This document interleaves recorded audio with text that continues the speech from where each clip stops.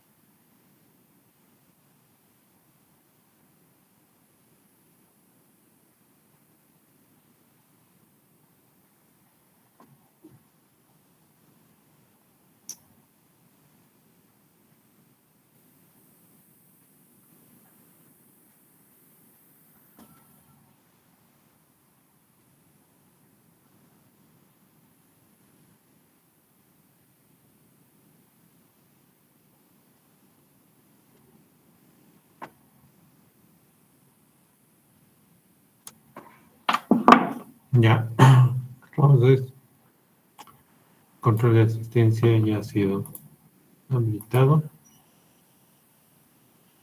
Vamos a continuar con la materia.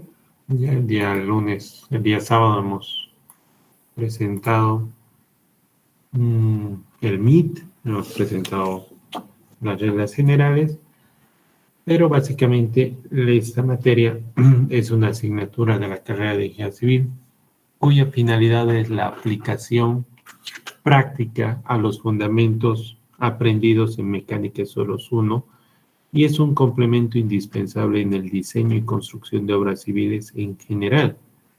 El estudio del comportamiento de suelos es específico y no se estudia en ninguna otra asignatura de la carrera de Ingeniería Civil, por lo que es necesario destinar una asignatura completa al estudio del comportamiento del suelo en sus diferentes contextos. ¿Ya? Esta materia es de séptimo semestre y tiene el prerequisito de haber aprobado Mecánica de Suelos 1, que es el de la sexta materia, del sexto semestre, ¿no? Este es un pensum de la carrera de Ingeniería Civil. Esta materia se encuentra en este punto, ¿no? Como pueden ver, previo a esto hay que tener conocimientos de Mecánica de Suelos 1 y por ende tener el conocimiento básico de las materias de primero, segundo, tercer semestre en cuanto a al entendimiento del comportamiento de los materiales, ¿ya? Sobre todo, recordar cómo es resistencia de materiales 1, estructuras isostáticas, y los conceptos básicos de cálculo, físicas y todo lo que es de la rama básica, porque esta materia requiere que se apoye en estas otras materias. ¿Listo? La justificación es que todas las obras de ingeniería civil descansan de una u otra forma sobre el suelo. En consecuencia, la interpretación de su estabilidad, comportamiento funcional y estático es de vital importancia para la ingeniería civil, para el ingeniero civil con el fin de diseñar, construir, supervisar obras seguras y económicas siempre en ese orden. ¿Ya? Como ejemplo, se muestra en esta imagen los edificios más altos del mundo.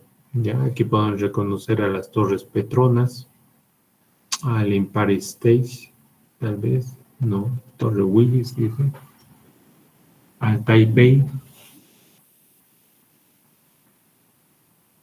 al Burj Khalifa y el Kingdom Tower, que en el año 2018 era un proyecto en construcción. Estamos en el 2022 y desconozco si este edificio está activo, si lo han terminado o si está todavía en construcción. Pero se tenía proyectado que este edificio tenga los 1000 metros de altura. ¿Ya? Todas estas estructuras tienen que descansar de alguna manera sobre el suelo. Y es por eso que en esta materia se estudia la interacción entre el suelo y la estructura. Por tal motivo, esta materia es un prerequisito a la materia de Fundaciones 1, que es noveno semestre, Fundaciones 2 de décimo semestre, así como también Mecánica de Suelos aplicada, que es de octavo semestre.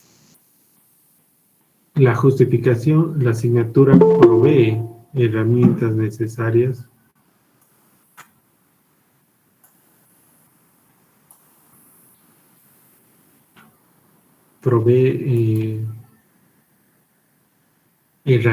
necesarias para supervisar, realizar y o ejecutar estudios de suelos avanzados en proyectos que en la actualidad se tienen en nuestro país, por ejemplo, edificios altos con dobles o triples sótanos, puentes, viaductos de tramos largos, simulación paramétrica de taludes para alternativas de solución definitivas, monitoreo de taludes a largo plazo, simulación geotécnica avanzada. Como ejemplo, se puede ver este proyecto, que es el proyecto del puente más alto del mundo, que es el puente Miriu, en Francia, y ostenta tener el título del puente más alto, el puente atirantado más alto del mundo, debido a que sus pilas, sus pilones en la parte central, tienen una altura comparable a la altura de la Torre Eiffel, ¿no? De unos 343 metros.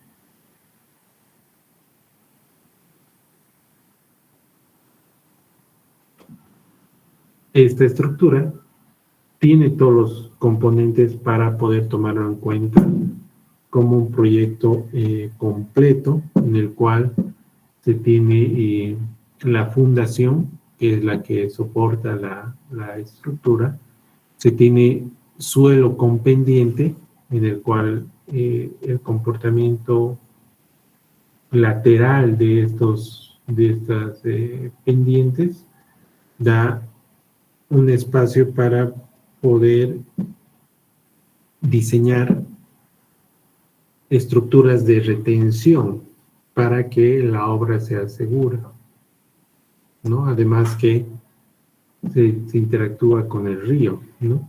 Entonces, esa es la justificación del por qué existe esta materia en este semestre, ¿no? En el séptimo semestre.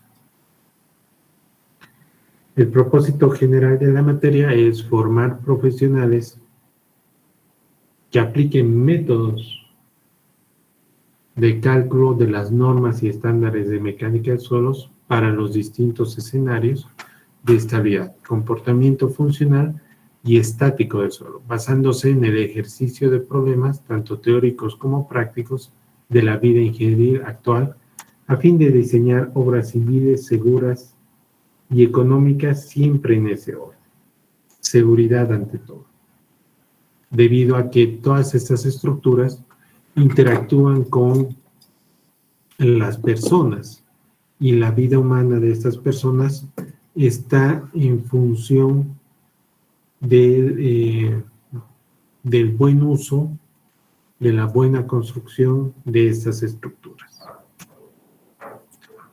El horario de este semestre es lunes 11:15 como hoy, martes 12:45 a 12:15 y sábado de 8:15 a 9:45. Preliminarmente, todas las clases son virtuales y las reuniones se las realizan por el Meet. Si eventualmente la universidad hace las sesiones para volver a la presencialidad, pues vamos a actualizar este horario y recordar en qué aulas estaríamos pasando clases. Ya por el momento nos quedamos con clases virtuales en este horario. Las reglas generales para llevar adelante las clases virtuales las hemos visto en la anterior clase, que era básicamente inscribirse al Classroom preparado para esta materia en este semestre con el correo institucional que es su código sis@est.ums.bo, creo, o .edu.bo. La hora de ingreso a la plataforma se realiza dentro de los primeros 15 minutos de cada clase. El único medio de comunicación oficial es a través de la hoja de Excel de dudas que será respondida a los días de clase. Se subirán documentos en formato PDF para el avance en el tablón del Classroom. La asistencia a clases virtuales se tomará mediante el formulario de asistencia y en reuniones por Meet se recomienda revisar que al inicio de las clases se deshabilite tanto el video como el audio, ¿ya? Como lo han estado haciendo hasta ahora. Todo esto para dar paso al desarrollo normal de la clase. El requisito previo para tomar la materia de Mecánica de Suelos 1 es haber aprobado la materia de Mecánica de Suelos 2. Para haber tomado Mecánica de Suelos 2, el requisito previo es haber aprobado la materia de Mecánica de Suelos 1, ¿ya? Donde se ven los siguientes temas, ¿no? Se ve como capítulo 1, propiedades índices del suelo, capítulo 2, clasificación del suelo, capítulo 3, descripción visual manual del suelo, capítulo 4, flujo del agua, capítulo 5, esfuerzos efectivos, capítulo 6, resistencia al corte, y capítulo 7, compactación del suelo. Estos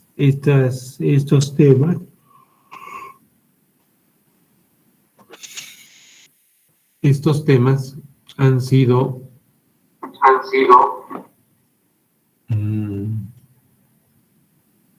vistos de la siguiente manera, ¿no? En propiedades índices del suelo se presenta al suelo como un material inorgánico compuesto de partículas sólidas y espacios vacíos entre ellas, que presenta ciertas propiedades que se pueden medir. Y hay algunas propiedades que son propiedades índice del suelo. Al referirse con propiedades índice, que son características únicas que presentan ciertos tipos de suelo. Ya ahí se presentan algunas propiedades en general, como ser el índice de vacíos, la porosidad, la densidad, el contenido de humedad, la gravedad específica, los límites líquidos, límites plásticos y el índice de plasticidad como parámetros generales que uno puede obtener de un suelo con el fin de comprender cómo se va a comportar el suelo. ¿Ya? Y esto dio paso a la clasificación de suelo para poder clasificar el suelo en unos términos universales, ¿ya? En un sistema unificado de clasificación de suelos que tiene el propósito de tener cualquier fin en la ingeniería civil, o también hacer la clasificación del sistema AASHTO, que tiene como objetivo un proyecto carretero.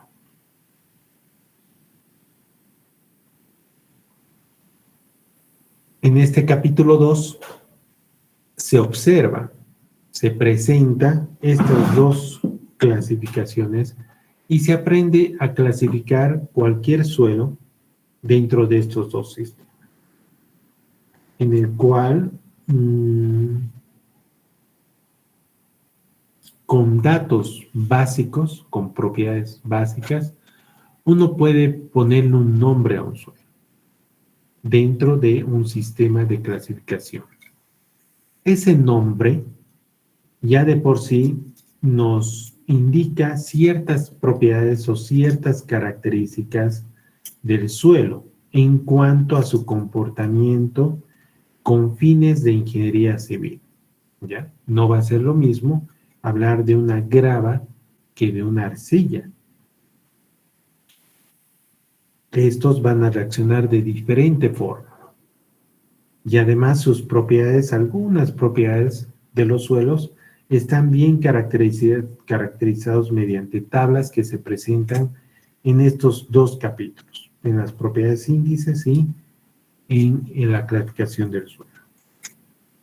Finalmente, el capítulo 3 muestra una descripción visual manual del suelo, que es una clasificación rápida en campo que no requiere ensayos de laboratorio, pero por algunas actividades que uno puede realizar en el suelo de forma manual, uno puede clasificar el suelo en un rango muy parecido al sistema unificado de clasificación de suelos, como para tener una idea de qué tipo de suelo es el que estamos hablando.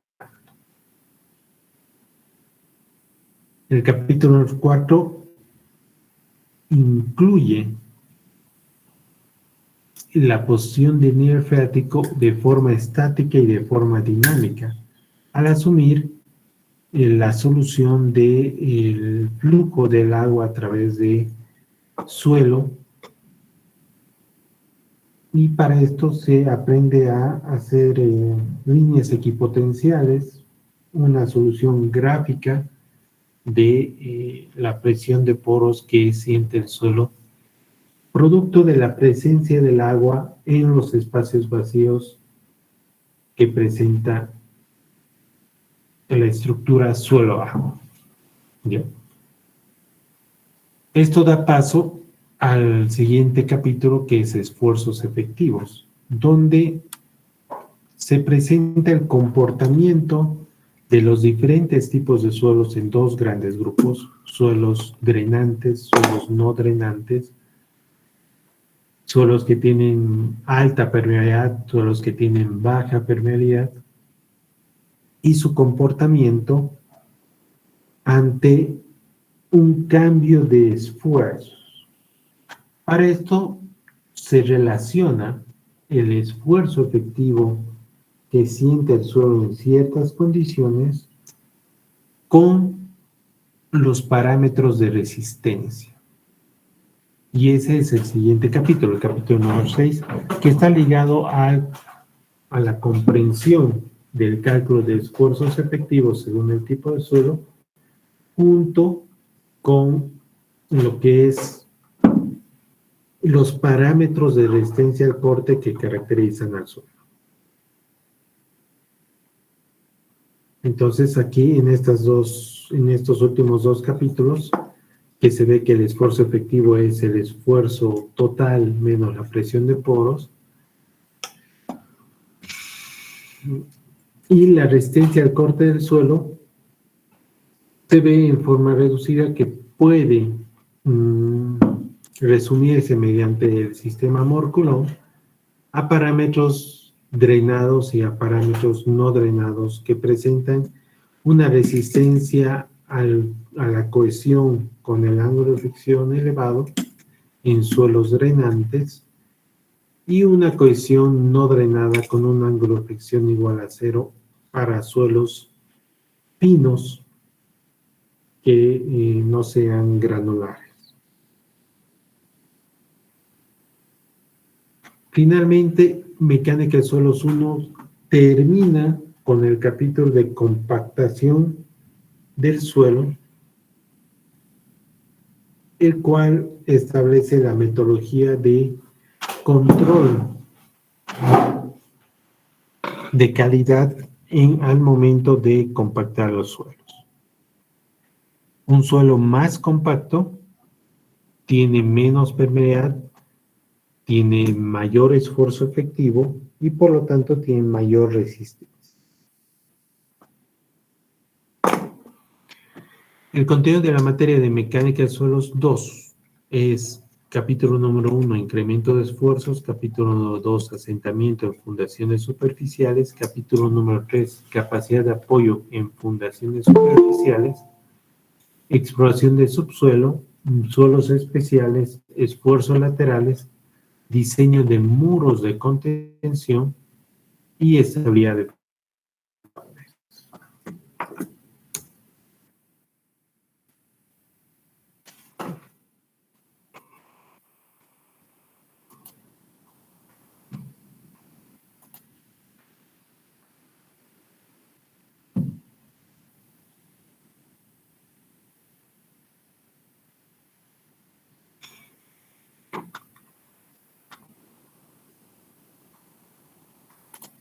¿Hasta aquí alguna pregunta?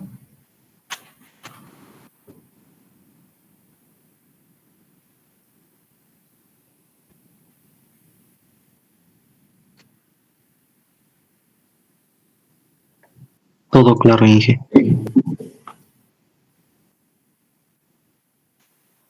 Ya, entonces avancemos. Ya el día sábado hemos visto que se ha presentado el texto que vamos a llevar, tanto la teoría como el texto de ejercicios, y el primer capítulo es incrementos de esfuerzo. ¿Ya? Entonces, esto hemos visto. Vamos a ver esto.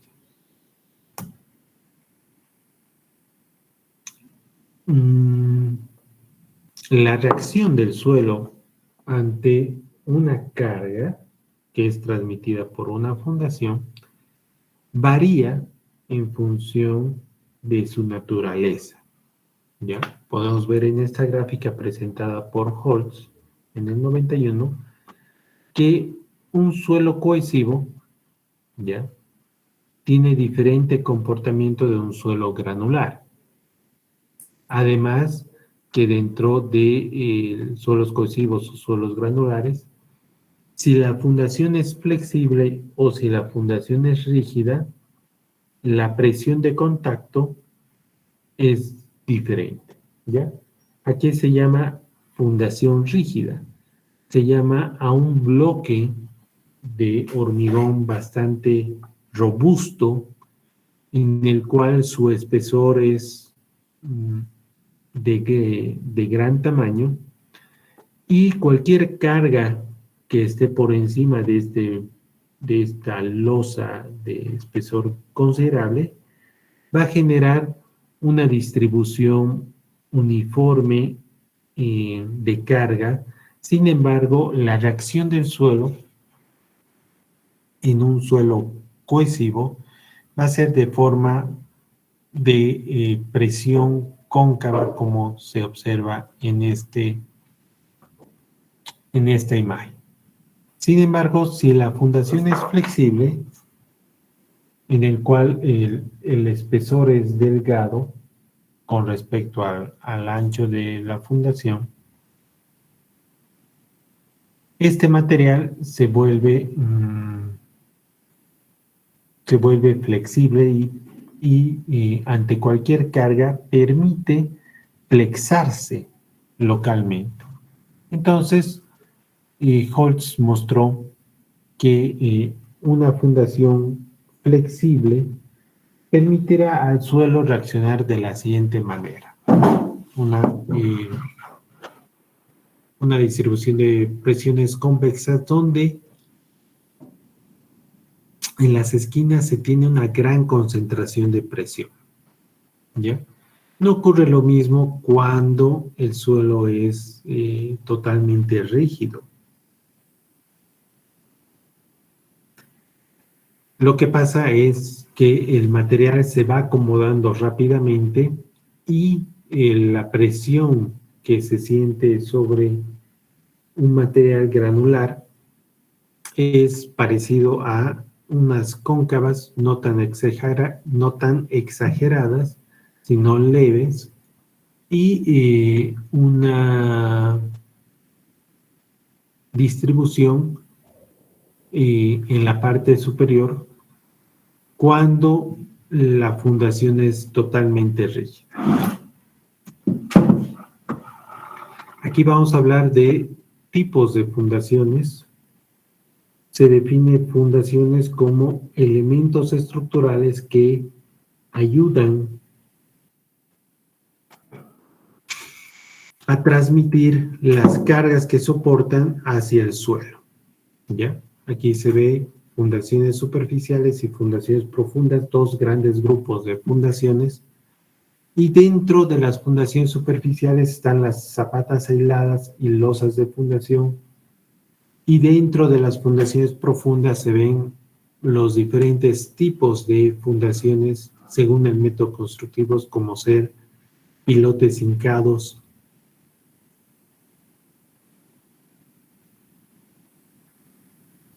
pilotes perforados vaciados in situ, pilotes barrenados o CPA, micropilotes y otros tipos de fundaciones profundas.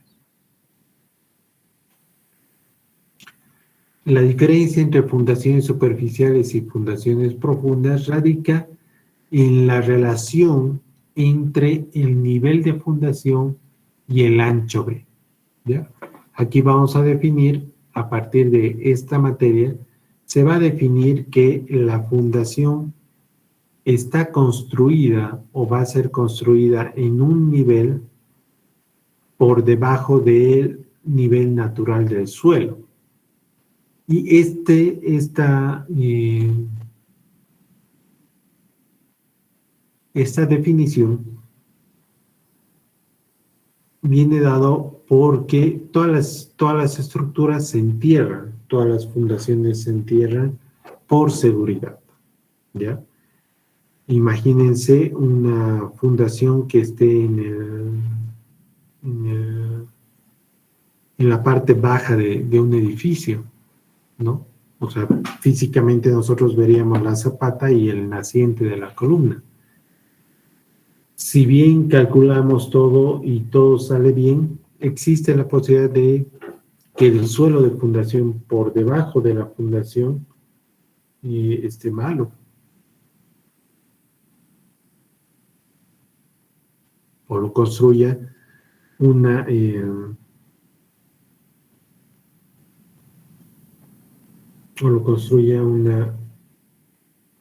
situación en la cual el suelo no está acorde, ¿ya?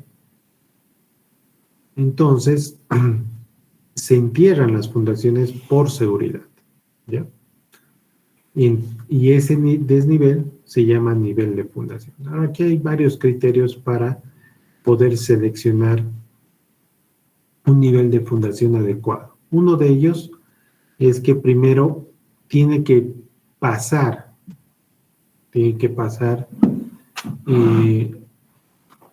una profundidad en la cual no exista suelo orgánico, ¿ya? Usualmente la superficie de la corteza terrestre está interactuando con material vegetal, está interactuando con raíces, con humedad, y usualmente los primeros 30 centímetros del suelo es un material compuesto con materia orgánica, con materia en descomposición. Esos 30 centímetros no son aptos para fines de ingeniería civil. Todo lo que usualmente se hace es retirarlo y trabajar con suelo inorgánico. Lo segundo es que se elige una profundidad adecuada relativa con los criterios que presenta el DAS, de que una fundación superficial es una fundación superficial cuando la relación entre el nivel de fundación y el ancho B es menor a 2. Es menor o igual a 2. En cambio, una fundación profunda tiene un nivel de fundación mucho más elevado y un ancho mucho más pequeño. Entonces, esas características hacen que la relación entre el nivel de fundación y el ancho B de una fundación profunda sea muy elevada. Por lo tanto,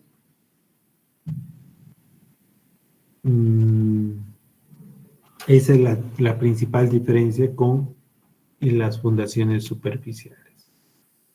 Entonces, aquí vamos a definir, ya antes de continuar con la aplicación práctica a los criterios aprendidos en mecánica de suelos 1, a comprender cómo se construye una fundación superficial, ¿ya? Una fundación superficial tiene los siguientes pasos. Primero, el suelo está en una condición estática natural.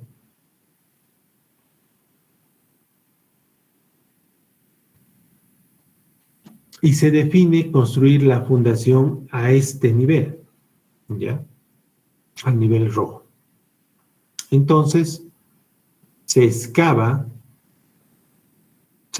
hasta ese nivel, se da el espacio para poder construir una fundación de hormigón armado hasta el nivel de fundación que ya está definido, y se procede a hormigonar la fundación. Una vez que la fundación está hormigonada, se procede a rellenar los espacios vacíos que están por encima de la fundación. Finalmente, aquí se identifica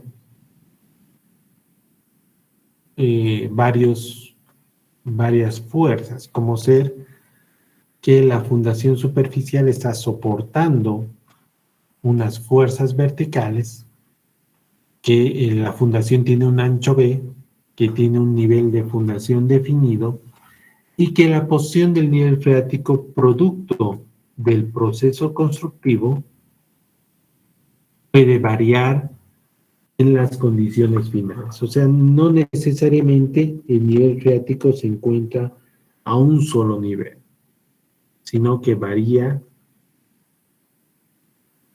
constantemente de acuerdo a las características del material y el régimen climático que se tiene en la zona. Aquí hay que identificar que en esas condiciones iniciales, en un punto dado, se tiene esfuerzos efectivos calculados estáticamente. Es decir,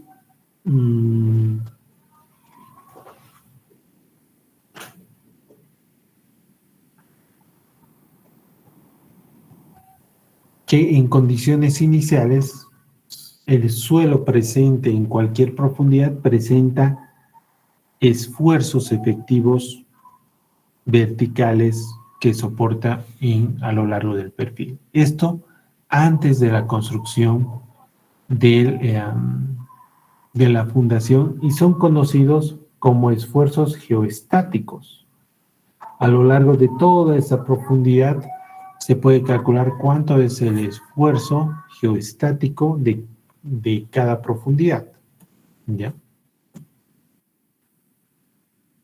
Entonces, aquí hay que diferenciar algunos esfuerzos inducidos, esfuerzos que son provocados, esfuerzos que son añadidos a las condiciones iniciales que se tiene antes de la construcción.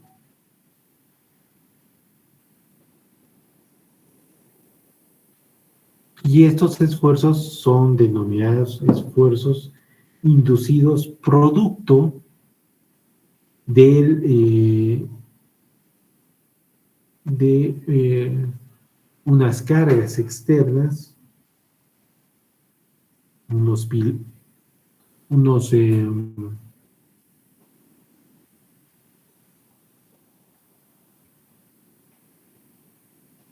unas cargas adicionales, ¿ya? Que pueden ser transmitidos a través de la fundación, y estos generan unos esfuerzos inducidos en el terreno, ¿ya? Y es la diferencia entre esfuerzos geostáticos y esfuerzos inducidos.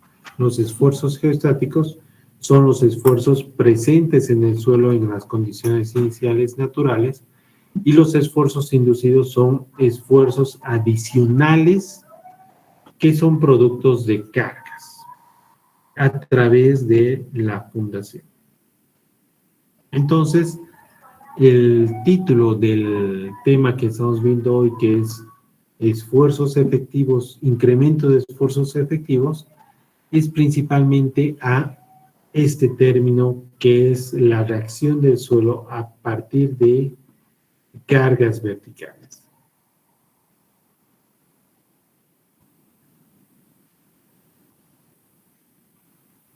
En mecánica de suelos 1 se ha aprendido lo que es los esfuerzos geostáticos, que es los esfuerzos en condiciones iniciales cuando no existía fundaciones, cuando no existían cargas adicionales que transmiten en el suelo, ¿ya? Entonces, para poder determinar cuánto es el incremento de esfuerzos efectivos que se va a producir producto de una carga externa, es que se tiene que definir lo que es el concepto de carga neta. Carga neta es el incremento neto en esfuerzos efectivos a nivel de fundación, es decir, la diferencia entre las presiones efectivas antes y después de la construcción.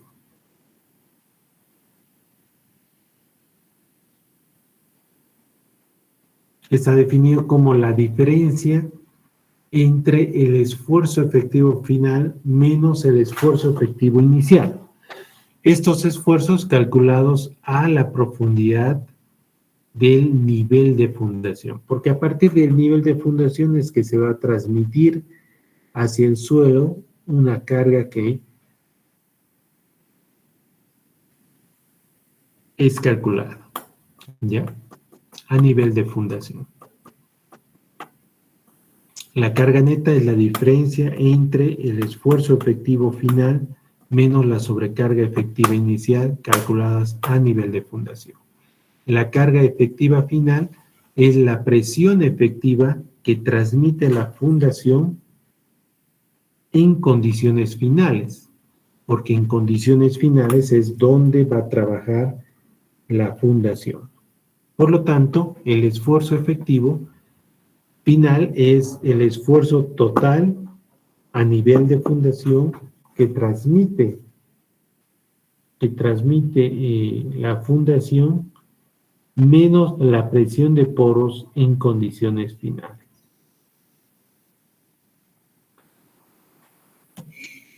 En cambio, la sobrecarga efectiva inicial es el esfuerzo vertical que siente el suelo antes de la construcción en condiciones iniciales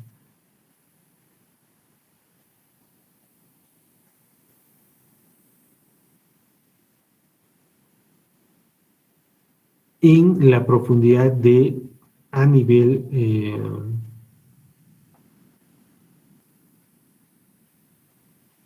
a nivel de fundación, ¿ya? Como aquí se está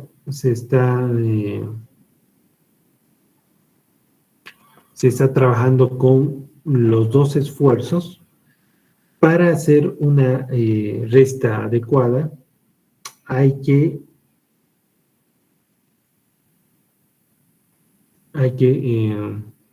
restar estos esfuerzos a una misma profundidad. Esta misma profundidad es el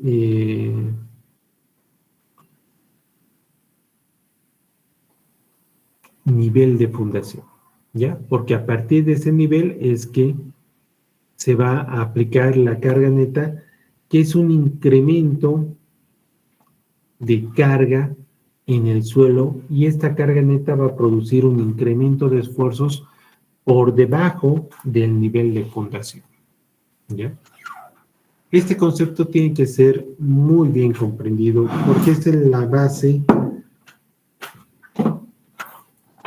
de cálculo de muchos ejercicios que vamos a ver a lo largo de esta materia, debido a que principalmente la mayoría de los capítulos que vamos a ver son enfocados a lo que es la capacidad de fundaciones superficiales, y esto está ligado con la capacidad de carga que puede transmitir en el suelo. ¿Ya? El texto presenta de forma gráfica estos cálculos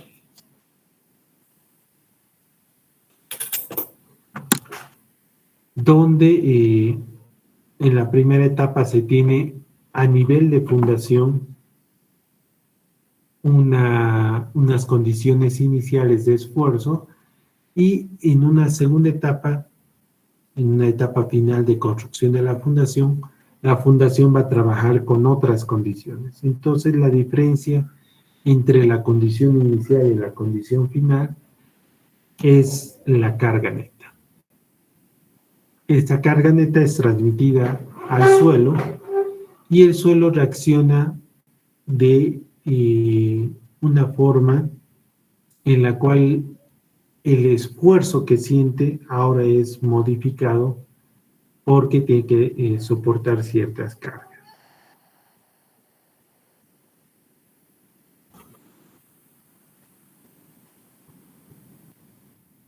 El texto presenta los siguientes métodos de cálculos de incrementos de esfuerzos. Están los métodos aproximados, el método 2.1, gráficas de Boussinesq, el método de Boussinesq,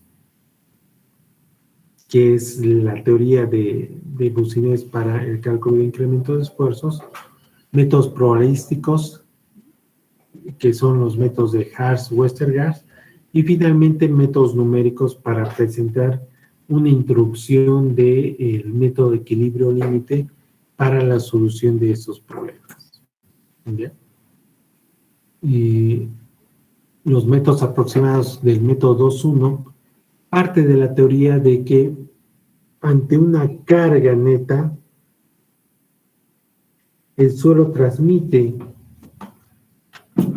la fundación transmite al suelo un incremento de esfuerzos en un bulbo denominado 2.1, y esto con respecto al perfil tiene una pendiente de 2 veces vertical y 1 horizontal.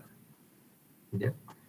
Entonces, al transmitir en esta configuración, el incremento de esfuerzos es distribuido en todo este plano, ¿ya?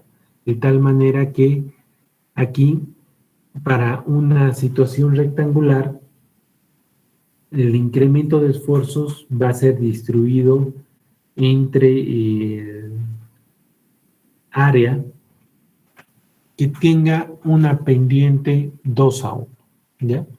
Si fuera una profundidad Z por debajo del área uniformemente cargada, y si la geometría fuera rectangular, el incremento de esfuerzo sería la carga que soporta multiplicado por el ancho B por el largo L dividido entre el ancho B más la profundidad Z multiplicado por el largo L más la profundidad Z. ¿Ya? Entonces, aquí se calcula el incremento de esfuerzos por debajo de la carga aplicada, que es por debajo del nivel de fundación. Para el caso de una fundación rectangular. Para el caso de que sea una fundación circular, se tiene esta ecuación. Aquí he aumentado unos cuadrados porque en el texto se tiene este error. Por favor, corrijan esta ecuación, que es el método 2.1 de gráficas para el incremento de esfuerzos. Esta ecuación tiene que ser modificada a elevar el cuadrado del diámetro entre el diámetro más la profundidad al cuadrado. ¿Bien? Estos métodos aproximados son cálculos rápidos en los cuales no se utiliza mucho, puesto que un proyecto mucho más dedicado va a utilizar métodos más certeros, ¿ya? Este método 2.1 es un método de un cálculo rápido para tener alguna idea de cuánto es el incremento de esfuerzo, ¿ya? Eso es. El segundo método aproximado es las gráficas de Boussinesq, que son gráficas tipos que se ven de esta manera normalizados. ¿A qué se refiere normalizados? Que la profundidad de aplicación está normalizado con respecto al ancho B. Lo propio, la posición horizontal está referido al ancho B. ¿Y cómo funciona esta gráfica? Esta gráfica es para fundaciones totalmente cuadradas de un ancho definido, ancho B. ¿Ya? Entonces acá lo que uno hace es preguntarse en qué posición está el incremento de esfuerzos que quiero calcular. Por ejemplo, si la posición es del punto de estudio, del centro de la fundación, se encuentra a 0.7 de X sobre B, ya, en esta recta más o menos. Y si se tiene la profundidad a la cual se quiere calcular, dividido entre el coeficiente del ancho B, ya, uno tiene una ubicación en este plano, ya. De este punto se tiene que interpolar, sabiendo que estas gráficas tienen un mismo valor, ¿ya? Todos los puntos que están sobre esta curva tienen el valor de 0.2.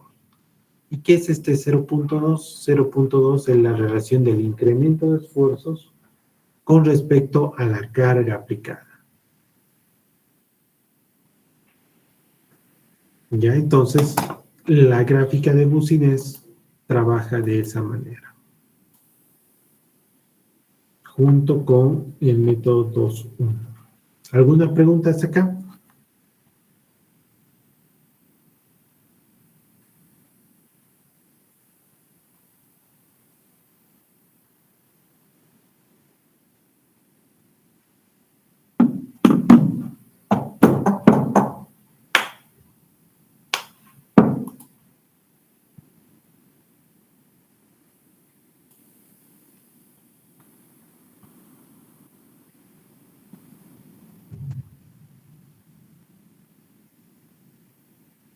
Ya, vamos a ver el ejemplo 1.1. Ustedes tienen que ir ejercitando los ejercicios, ya, de acuerdo al avance.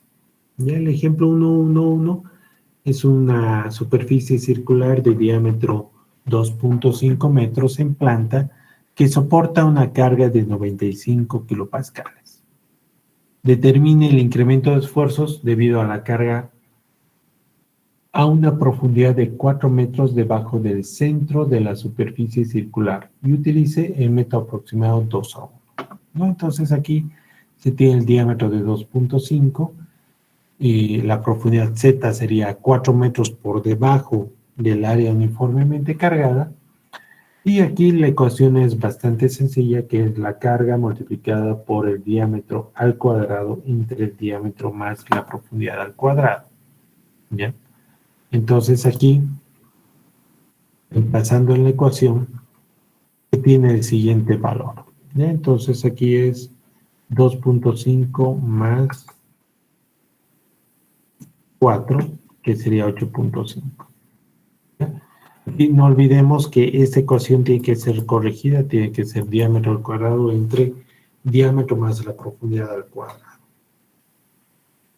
Entonces sería 2.5 por 2.5 dividido entre 8.5 dividido entre 8.5 multiplicado por la carga, que serían 95 kilopascales. 8.27, 8.21 kilopascales. ¿Ya? ¿Se entiende? ¿Alguna pregunta?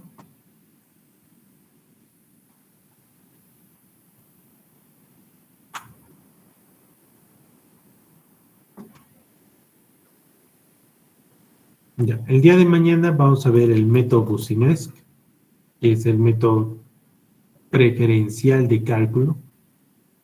Ya. Para eso requiero que estudien todo este método. Y el día de mañana vamos a continuar sobre esto. Podemos ver, antes de retirarnos, podemos ver el ejemplo 1.2, ya que está más adelante, en el cual se tienen varias figuras geométricas en un espacio definido y se calcula la carga neta, ¿ya? En cada una de estas estructuras y colocando diferentes condiciones. Vean que para la losa rectangular el nivel freático en condiciones finales es el mismo nivel en el cual está el nivel freático en condiciones finales, ¿ya? Para la losa circular, el nivel freático en condiciones iniciales varía con respecto al nivel freático en condiciones finales y así va presentando diferentes situaciones en las cuales el cálculo de carga neta muestra que puede variar. ¿Ya? Entonces, ¿qué haríamos aquí? ¿Alguna pregunta, duda? Ingeniero, Sí. ya habríamos terminado entonces el método de método aproximados, ¿verdad? Sí. Ya, gracias. Sí, el día de mañana vamos a avanzar el método Boussinesq. Para eso requiero que hoy día estudien el capítulo estudien la parte del libro donde habla de Boussinesq y empiecen a realizar algunos ejercicios a modo de ejemplo, de tal manera que cuando avancemos durante la clase, las dudas que tengan sean aclaradas. Ese es el concepto. ¿Ya? Si no hay más preguntas, aquí quedaríamos.